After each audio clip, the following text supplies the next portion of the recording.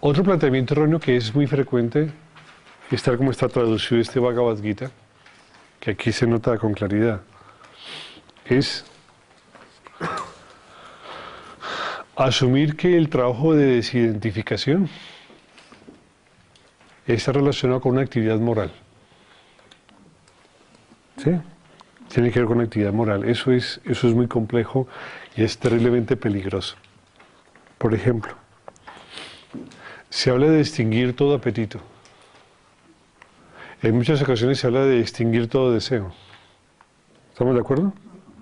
Y en otras ocasiones se puede hablar de extinguir lo malo, de dejar lo bueno. ¿Sí? Es decir, pareciera que hay una serie de acciones que tienen la naturaleza de despersonalizar por la acción misma a quien la realiza. Esta apreciación netamente ética y profundamente moral, o moralista más bien, es muy peligrosa. Esto es muy peligrosa. ¿Por qué?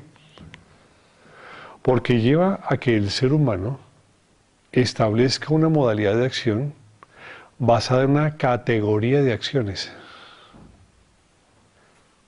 Eso estaría bien en teoría, pero el inconveniente es quién determina la categorización de las acciones. ¿Estamos de acuerdo? Si es la cultura, si es la política, si es la iglesia, si es el estamento educativo. Porque es que la categoría de lo que es bueno para unos, desafortunadamente relativo respecto a la categoría de la acción de lo que es bueno para otros. Inclusive la categorización universal no existe.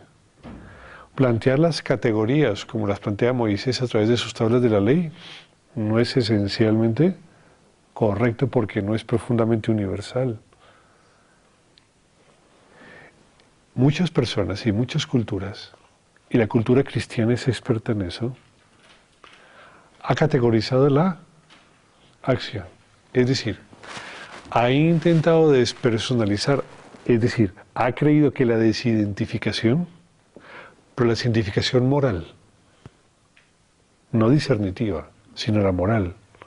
Es decir, que la desidentificación moral es el camino para el bien, y es el camino para la obtención del bien, y es el camino para la obtención de la libertad. Es más, es el camino para no caer al infierno. ¿Sí? Los antiguos, por ejemplo, espartanos o los antiguos griegos,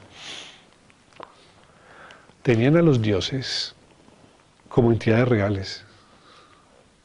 Es decir, los dioses tenían la capacidad de aplacar las tormentas o simplemente de forjarlas.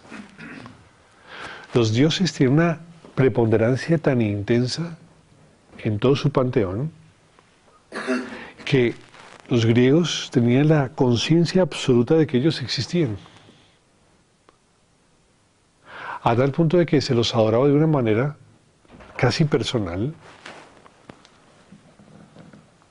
y siempre se buscaba de una u otra forma su cercanía a ellos.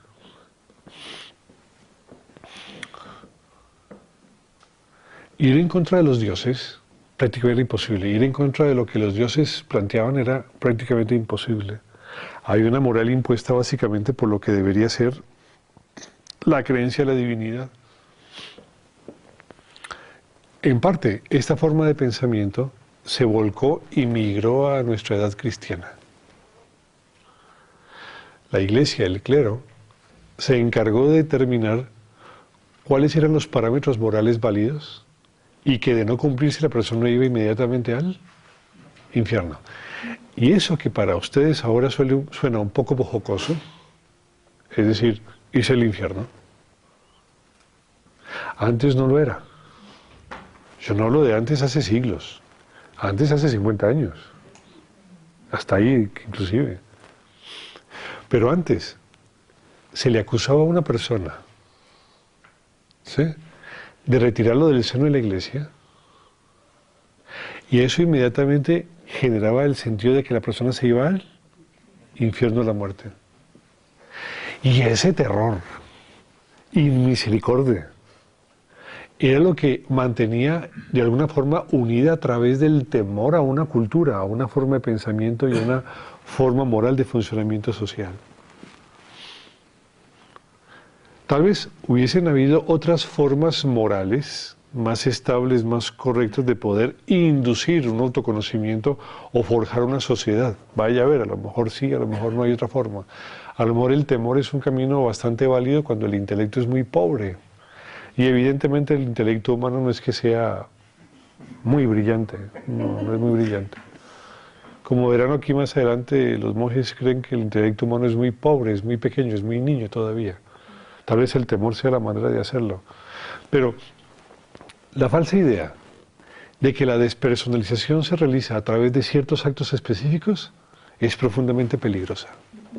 Por ejemplo, el bien es cumplir con una serie de mandamientos.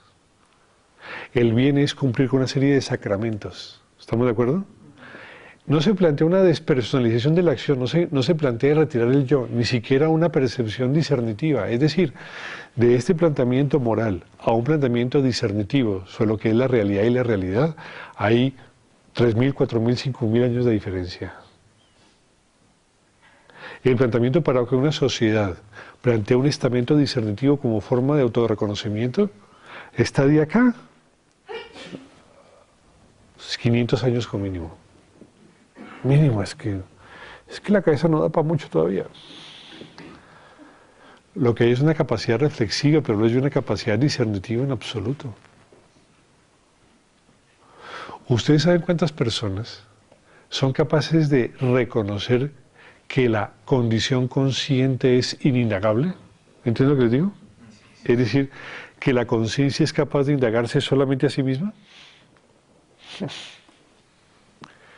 En este mundo, ¿cuántos habrán así?